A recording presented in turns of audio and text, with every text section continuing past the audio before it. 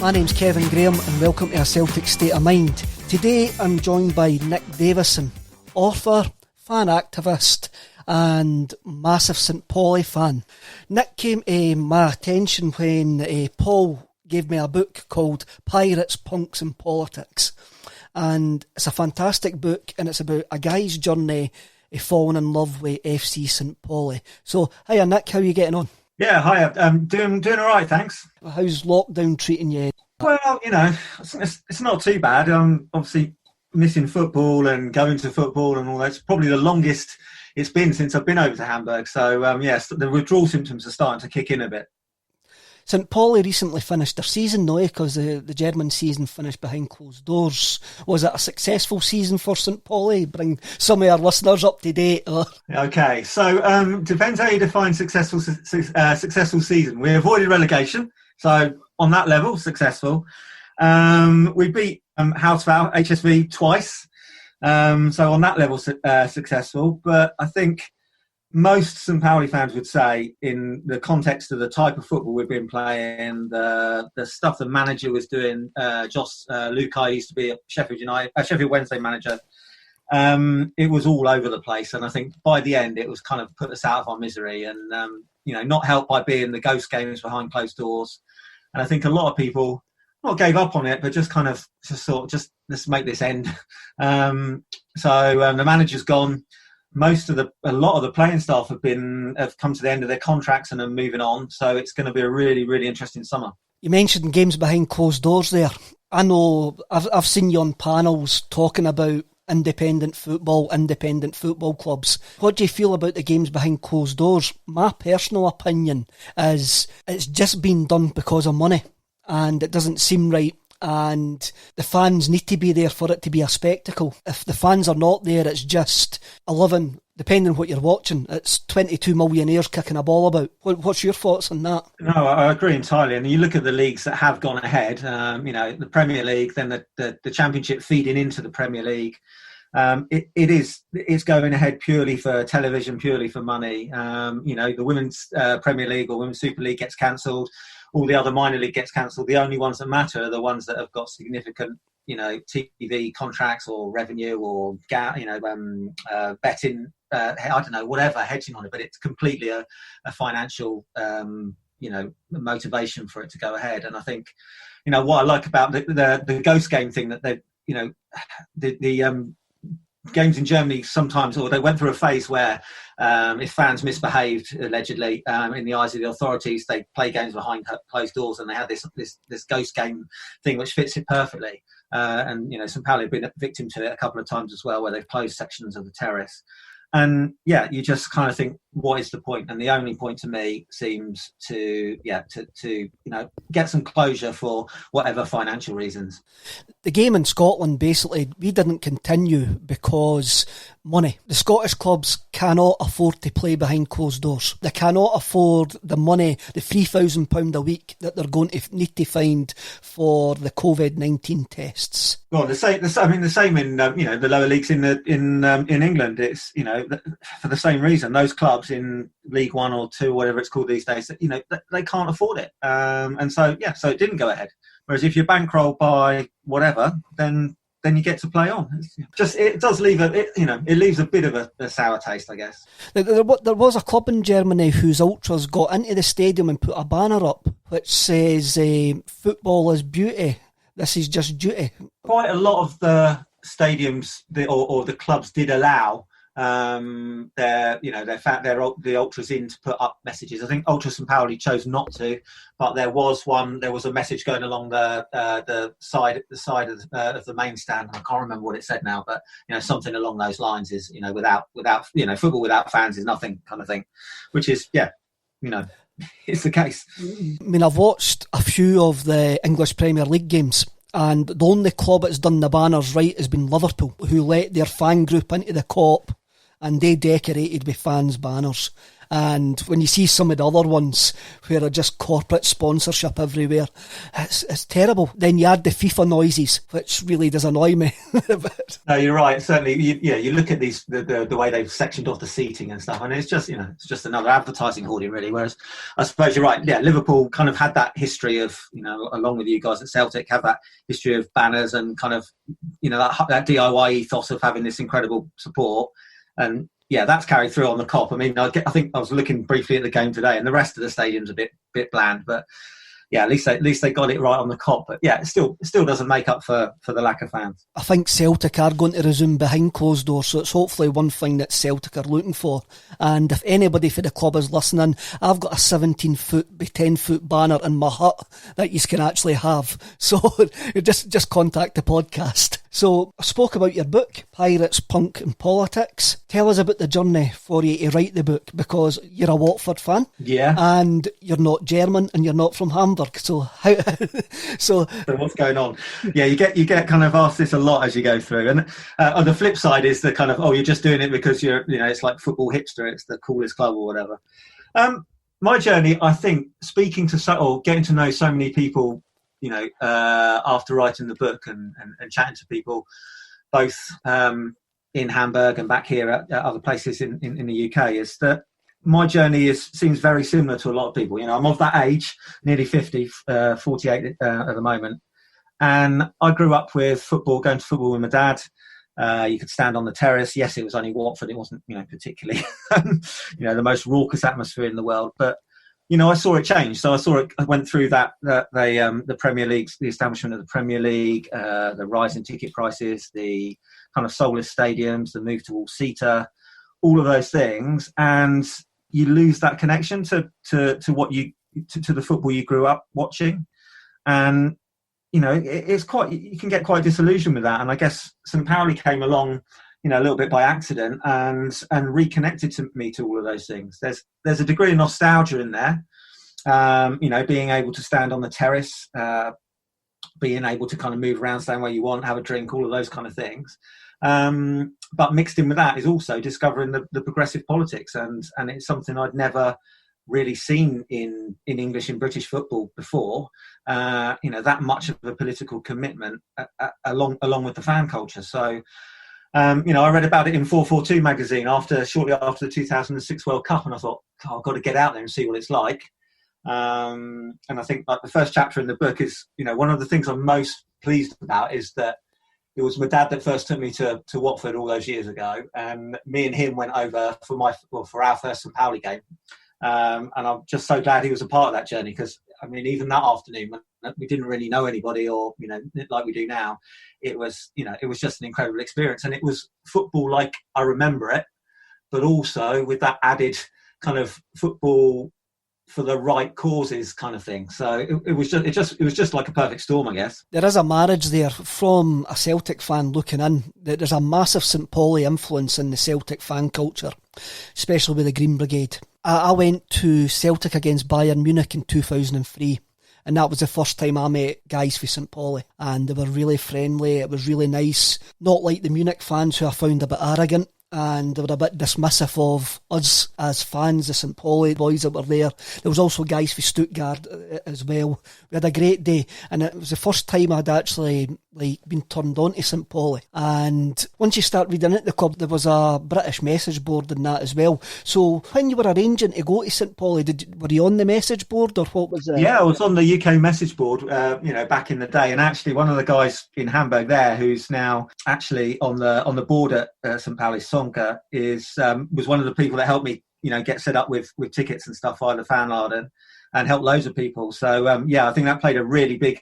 it seems almost archaic now, doesn't it, the idea of a message board? But it was, for those first couple of seasons getting into it, it was the only way. You know, that they weren't on TV. They were, you know, you would type in your message.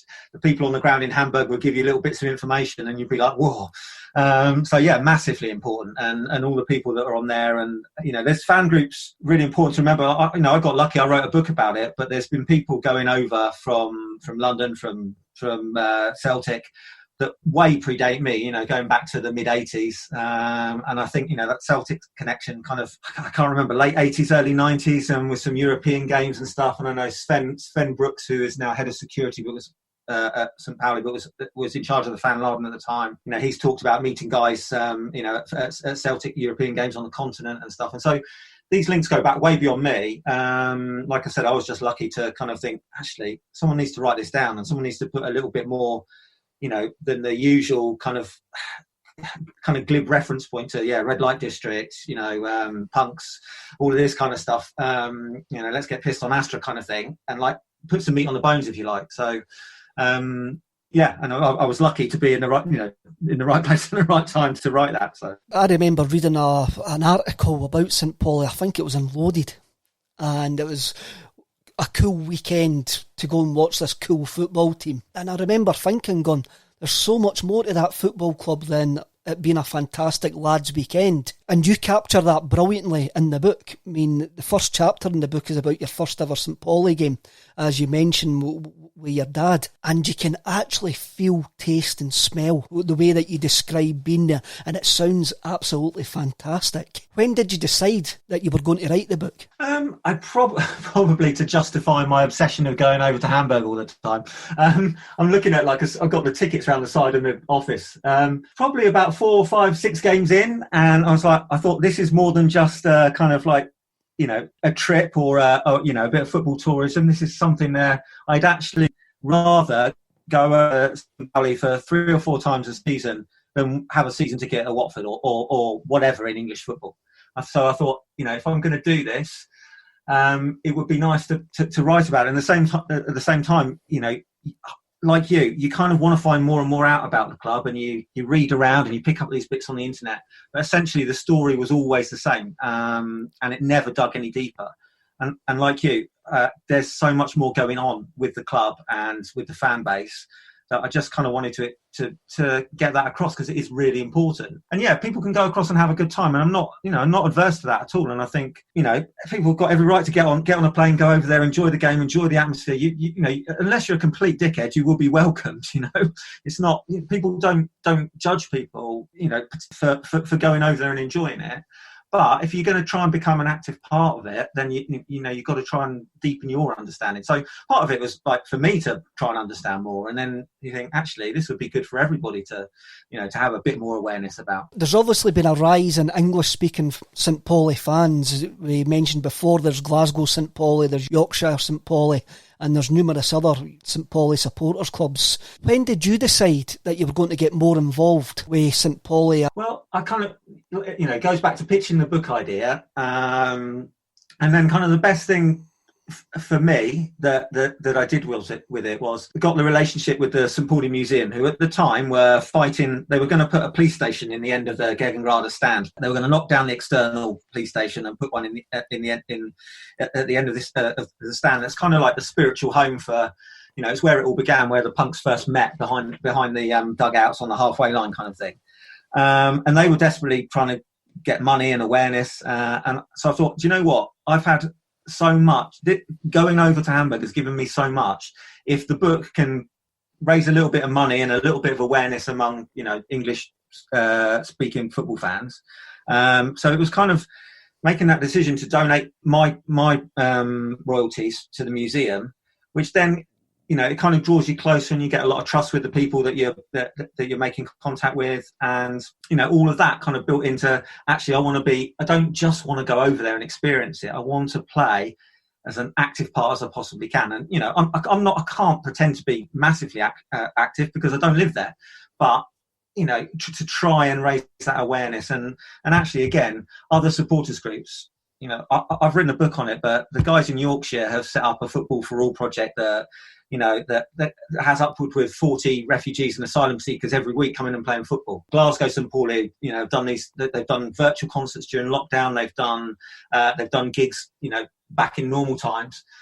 These are the people that are the activists that are getting the message across, that are kind of spreading the St Pauli kind of ethos. So, all I've kind of really contributed is to raise the profile a bit. But there's plenty of people now in the UK, elsewhere in the United States, which I'm sure we'll come on to, that are getting it. They've taken that St Pauli, community action, that happens in Hamburg to heart, and they've replicated it elsewhere. That's brilliant. And they're helping their own communities with that. Football now is a massive, massive business. With myself being a Celtic fan, this podcast is called A Celtic State of Mind because we think that a lot of Celtic fans have a certain state of mind. We recently had John Barnes on the podcast, and he says that he was talking about his unconscious bias. I don't know if you've seen him recently. What we tried to say to him was he tried to say that we had the same mindset as other football fans. And Paul, who was interviewing him, went like that. No, well, you don't really understand the Celtic state of mind. Being a Celtic fan, I'm not going to say we reflect a big club society. There is going to be guys in our support who have got views that I completely disagree with. You completely disagree with. It reflects society. But in the Celtic support, for me, there's a higher percentage who support the St Pauli ethos, and I've got a left-wing ethos. I mean, our club was formed to help Irish immigrants, feed Irish immigrants in Glasgow, and that's where we come from, and that's where the majority of our support are descended from. So that's always going to come through. And we kind of disagreed with John, going, well, we don't see this as the same as Bristol Rovers supporters, because we think we've got a different political viewpoint. You just have to have a look in the last couple of years. There's not been many other clubs in Europe that have got a fine for UEFA for showing support for Palestine. I think that's one of the areas where St Pauli and Celtic do the hardcore fans do align significantly, and like you say, the Green Brigade taking a lot of inspiration from Ultra St Pauli, and and vice versa in a way. It's kind of the things flow across. John Barnes remains my favourite footballer of all time. He was brilliant for us at Watford, not so hot for you guys managing Celtic, but I think the most important thing is, maybe it's the same with Celtic, maybe you can tell me, is genuinely as St Pauli fans don't seem to care about promotion.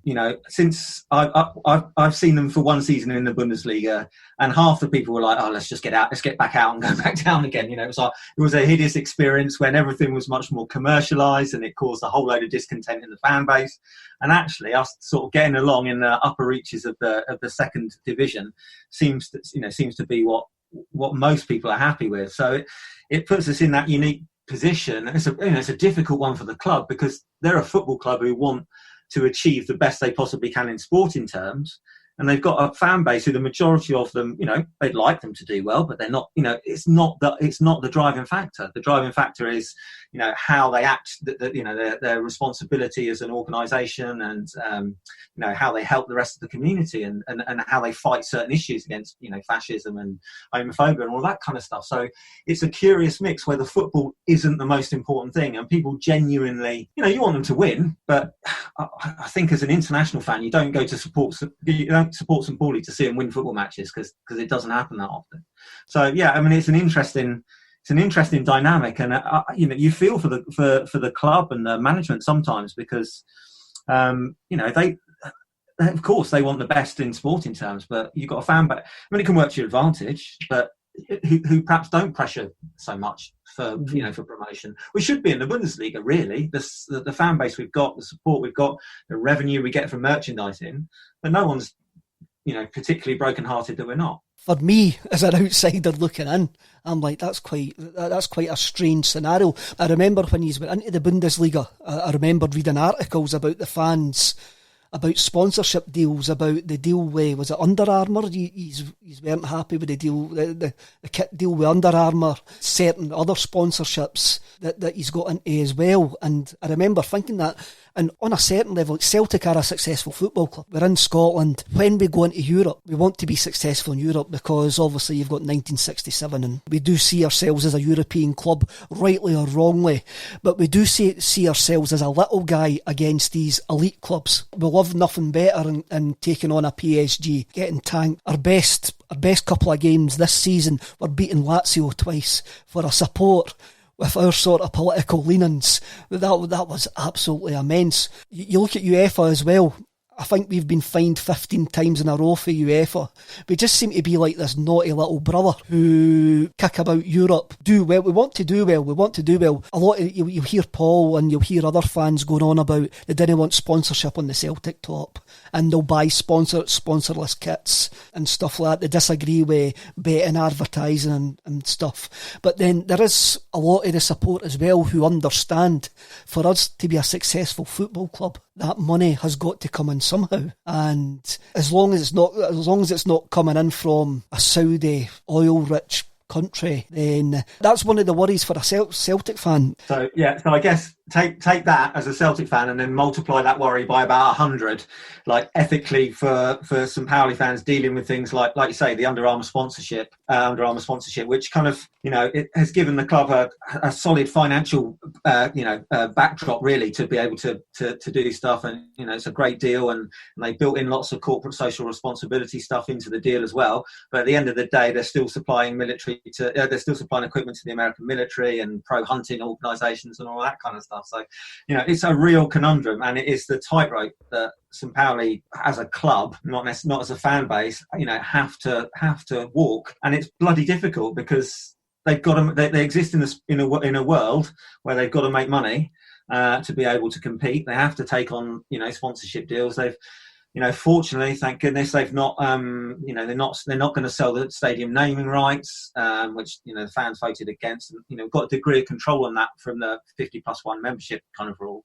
But at some level, commercial decisions have to be made, as much as we dislike that. And they've got to make a judgment call. And I think the club itself would be the first to admit they don't always get it right. And they've got a lot better in their dialogue, to discuss these kind of things and why these things are happening. But yeah, it's really bloody difficult, I think, because, in an ideal world, like you say, you don't want a sponsor on the shirt, you want the kit made ethically produced and kind of made by a decent company and, all of those kind of things. But the sporting landscape as it is at the moment, it doesn't allow for that. So it's so difficult. Hopefully that'll maybe change, because I go to Celtic with my daughter and she says to me last season, before obviously we weren't allowed to go to football anymore, she says to me, why are they selling plastic straws? Why are they still giving you plastic straws? So maybe it'll be a generational thing that younger people than me and yourself, I've got a different outlook, and maybe that'll start changing. Really important point in terms of not just St Pauli and Celtic, but kind of where fan activism goes from here, because, like you say, we're of a certain age where I don't think us kind of middle-aged white guys are gonna change the world, and we probably haven't been able to for quite a long time. And like you, my daughter's she's 17 now, the oldest one, and she's starting to teach me a few lessons on things. She's massively into the Black Lives Matter movement, the trans movement, of making sure that everybody is respected. And you sort of think the change has got to come from a generation down. And you see I don't know how much she said, but the football firm guys defending the statues in London and all of this kind of stuff in their 80s casual gear and stuff. And you sort of think it's not about them anymore. It's what this next generation can do. And you hope that, your daughter, my daughter, you hope these people are the people that will bring the fresh ideas, that will kind of bring that change. And the guys who first brought punk to St Pauli now in the mid-80s, they're all in their 50s now. And a lot of them are still very active, and that's still great, to still be doing that and to still be doing all of these things when, in middle age is brilliant. But the next wave of change has got to come from young people. And it'd be really interesting to, I don't know the age demographic of the Green Brigade. I know Ultra St Pauli are, are a reasonably young group, or they've been around for a long time, but the leadership stays relatively young, and people step aside and other people come up, and that presents problems in itself. Sometimes the youngsters don't agree with the older heads that are in other parts of the club. So it's really fascinating for moving football forward. I think the future has got to be young. It might have to be female, and it's got to be progressive. And I think it's time for us guys to hand over in a little, the responsibility in a way, and hope that the next generation can do it even better. You mentioned guys that are defending the statues and stuff like that. They're as you mentioned, they're of a certain age, but they're of a certain mindset which the younger generation do not have. You see it in the protests, you see it in the Black Lives Matter protests, we see it at the anti-fascist march in Glasgow. There's all creeds, colours, sexes, trans, everybody there. The younger generation understand it far more than, as you say, middle-aged white guys that me and you are. I mean, my daughter's 11 and she's told me more about trans than I would ever know. Yeah, exactly. And we've got to learn from it. And I took my daughter to the Milton Keynes Black Lives Matter march, which is our nearest one, and it felt. I've been on loads of protests, and you tend to see the same faces and the same sort of people and the same demographic. And this was a protest that was run, organised, and stewarded by young black women. And you're like, this is great. This is where we're going. And I think we all have to open up to that. The last couple of months has actually pointed out, I think a lot of people are now realising it's not people being racist that are the problem, it's the racist systems that are set up, which is always going to keep BAME groups in the minority, and it's those that needs to change all over the world.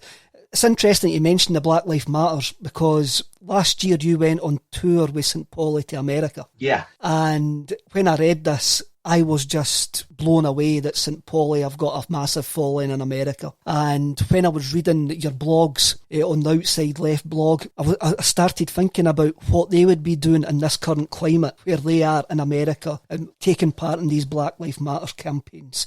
So how did St Pauli in America come about? Well, I think there's two ways of looking at it. Since the Trump election in, was it 2016? I can't even remember now. It seems like too long.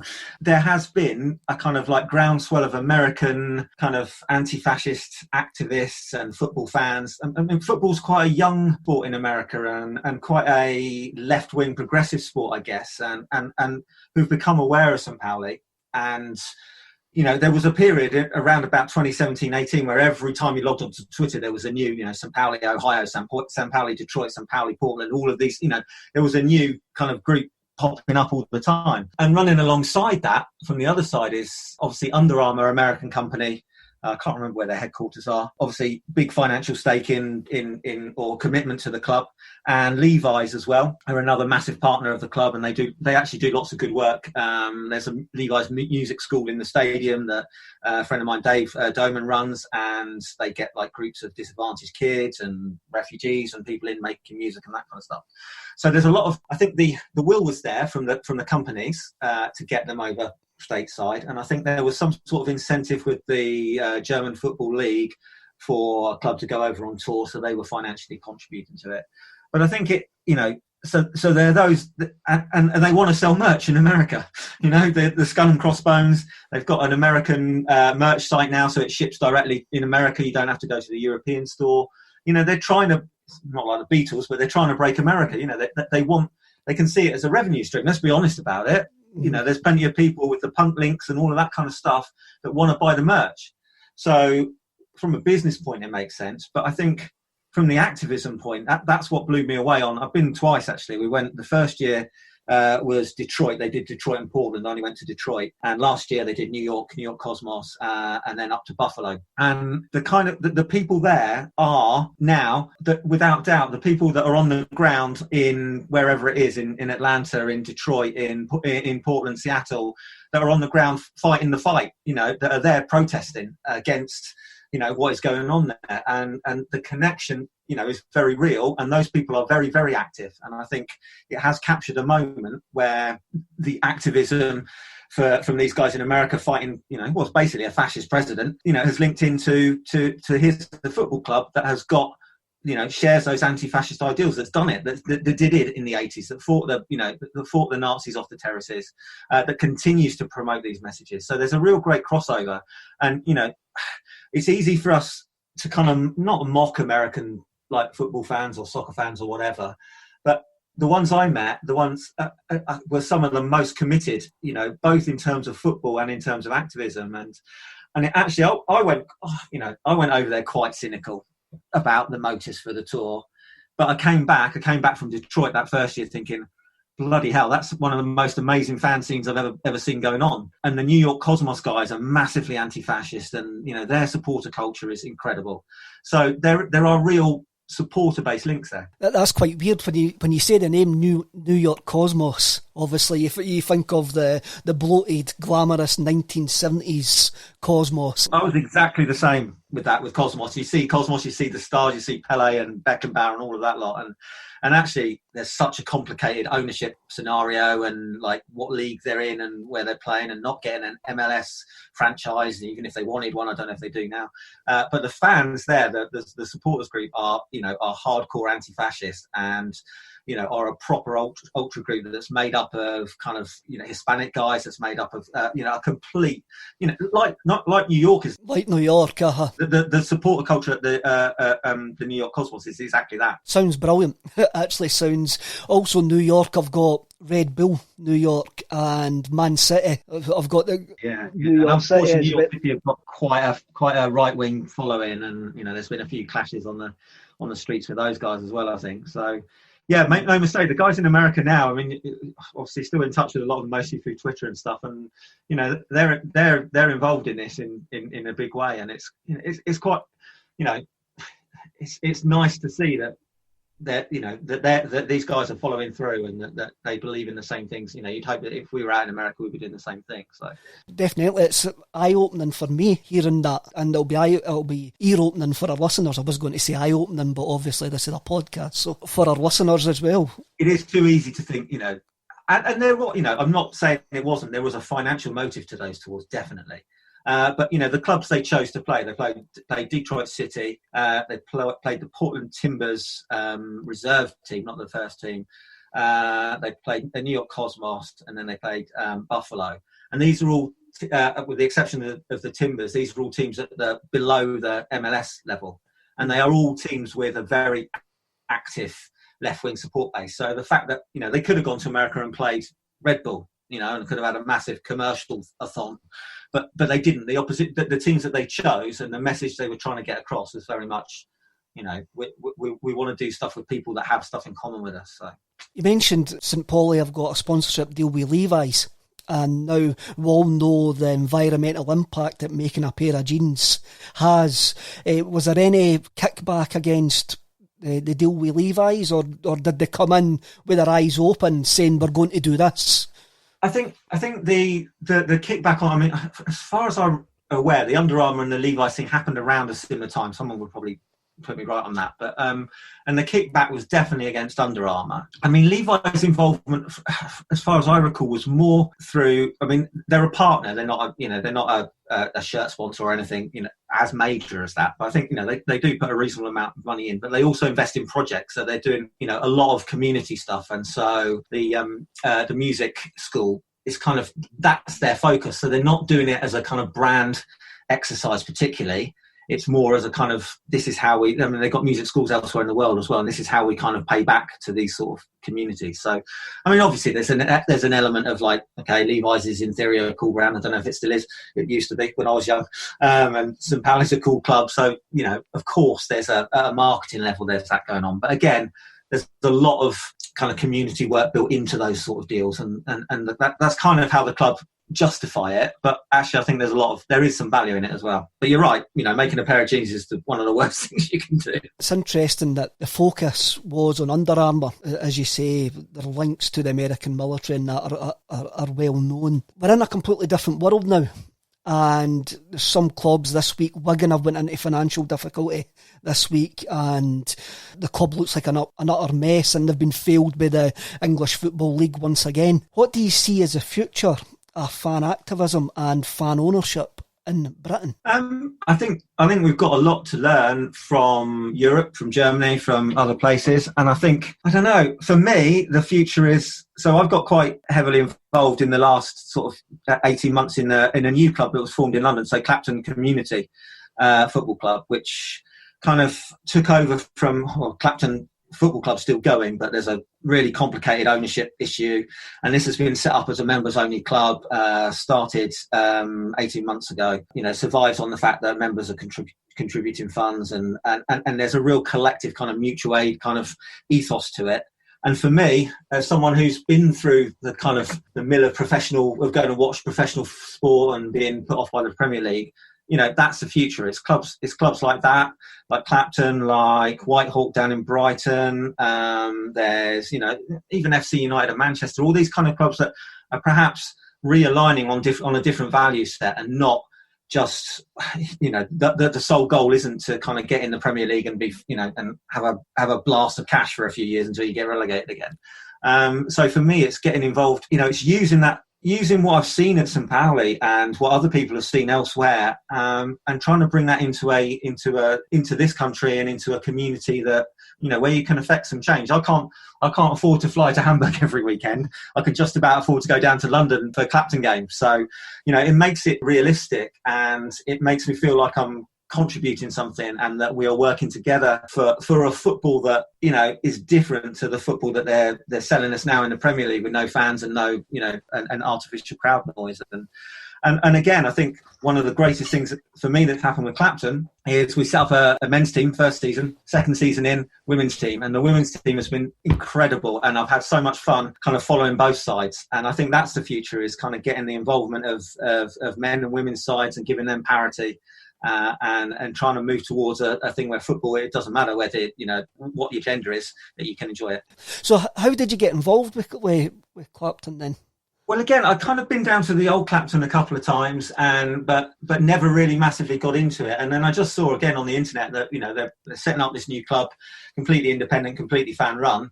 And me and my daughter went down for the first home game. And we've just been going back ever since, because it's so much fun. I mean, it's just like, it's like a miniature, it's probably not, but like a miniature version of St Pauli in terms of just how you feel when you're there. And the fact that it's the fans running everything. It's, from selling the beer, from whatever, the whole thing, and the community projects that are attached to it. And, the kind of the fundraising that goes on around other things in the community there in London, in East London.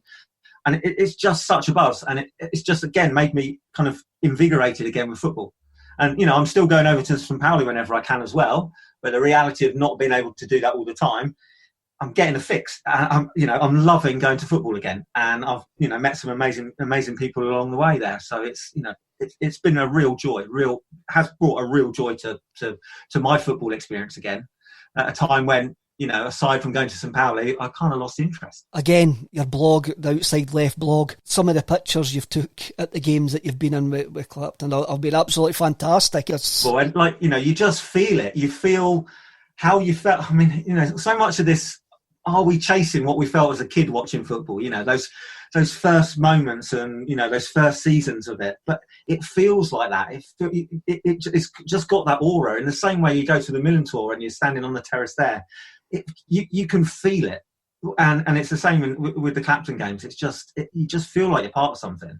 And I think that's what you worry about football on the professional level, that people are losing that connection. We still get that going to Celtic, and it's one of those things, and I do think it's a fan culture at Celtic. It's a supporter club culture at Celtic. I travel from my area with 50 other guys on a bus, and we travel the 25 minutes up the road, and we go and watch Celtic.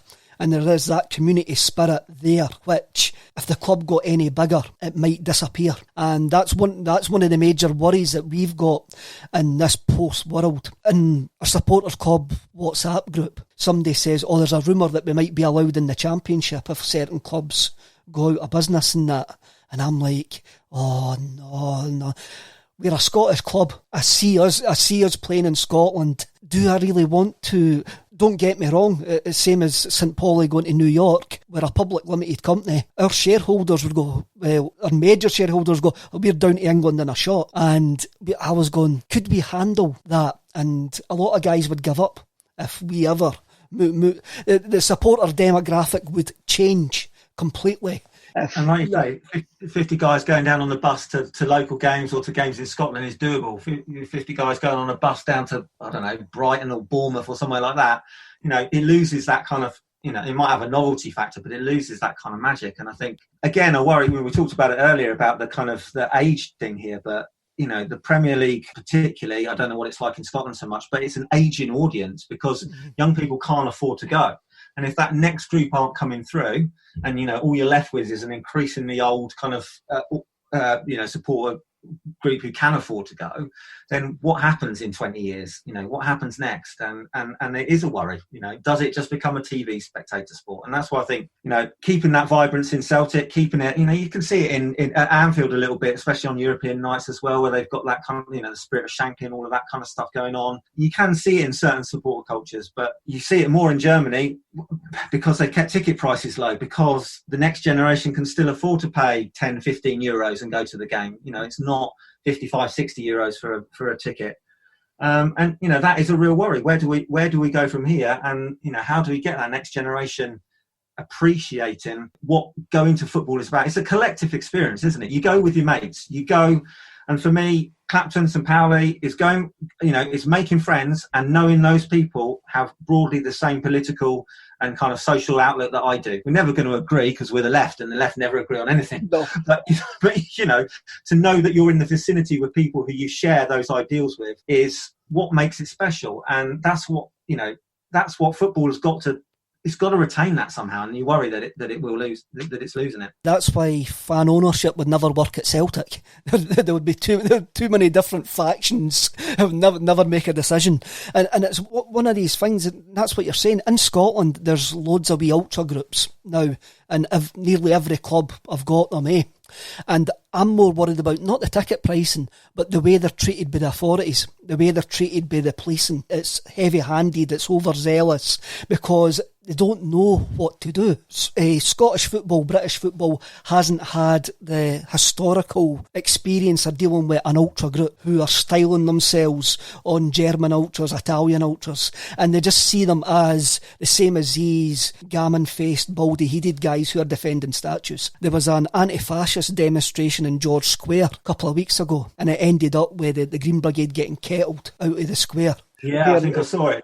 Yeah. Where the week before they were allowed to defend statues and attack a demonstration about evictions of refugees in Glasgow. And there just seemed to be a different message. And I've said it for a little while. I don't think the authorities and the policing in Scotland know how to handle an ultra group, especially the size of the Green Brigade. The Green Brigade have fell out with Celtic quite a lot because that's what that is going to happen. And 9 out of 10 times I actually back the Green Brigade on their stance and certain things. They fell out with UEFA quite a few times.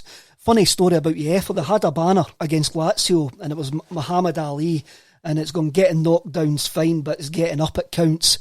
And they lit off flares and it looked absolutely spectacular on the night, and we were fined 15 grand. The next round of games, UEFA used it to promote the Europa League. And you're going, well, you want us, but you actively try to discourage us.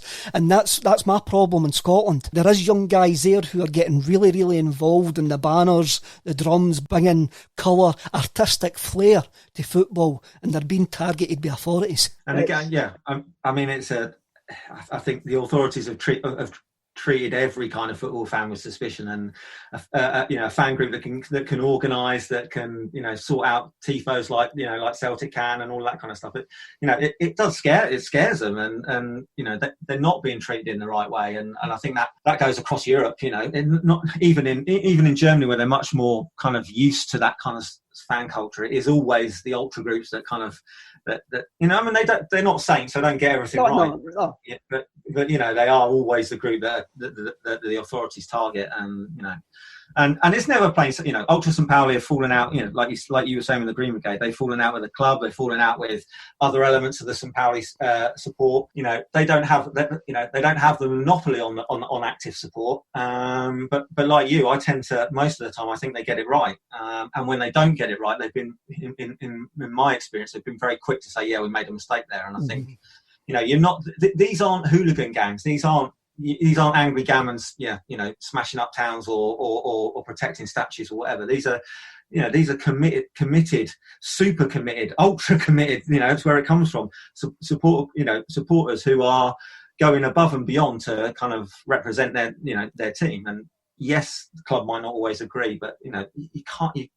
It needs to be encouraged, especially with with that next generation. So what's next for yourself, Nick? What's your plan? Hopefully getting back over to Hamburg at some point. So it's I don't know what's going to happen when the new season starts. I imagine it's going to start off behind closed doors. But yeah, to keep on going over, and then when I'm not in Hamburg, I'm probably most weekends down at Clapton. Certainly watching one of the two teams. So yeah, just trying to stay as actively involved in that. I've got myself on some committees down there as well, and I probably should do a bit more than I actually do. But yeah, just trying to really enjoy it, because there was a long period of time. I grew up loving football, and then there was a period of 10, 15 years when I just fallen out of love with it. And I feel now, through St Pauli, through Clapton, I've got that back again. And, it feels like, football is something to look for. I'll wake up on a Monday, Tuesday and think, yeah, it's nearly the weekend again. And I haven't felt like that for a long time. So, that's a real positive. And just trying to be involved and do as much as you can and support groups when they're for worthwhile causes and just be active, I guess. Brilliant. The book ends in 2014. Yeah. And as you say, you're donating all your royalties to the FC St Pauli Museum. So is there any plans to update the book? Because there's been a hell of a lot happened in the 6 years. The world has changed. St Pauli's changed. Everything's changed so much in the 6-7 years between the book ending and where we are now. And I would love to update it. It's quite difficult because books are quite a stat, so there's always a cut-off point. We've been working on a magazine project which looks at, it's talked about the US tour and all things like that, and that might come to fruition in the next, sort of 6 months to a year. And just being involved and staying in touch with the guys at the museum and helping them out with anything when they need somebody to, not that they're brilliant at representing themselves, but if they want a hand out with stuff over here, doing that kind of thing. So I'd love to write a sequel, but hand on heart, it wouldn't have the same emotional impact as the original. I don't think. To being able to write that and put the history into context was fabulous. So yeah, I'll carry on blogging and doing, talking about Clapton, talking about St Pauli to anyone who'll listen, and probably even if no one is listening. So you know what it's like. It's just, it becomes an addictive thing. It's like, I want to write about this. I want to take the pictures. So just carry on enjoying it, really. With Celtic fans, you're always going to have an audience who love speaking about what things that obviously you're passionate about. What I would say, any Celtic fan that's listening to this who wants to know more about St Pauli, please buy the book.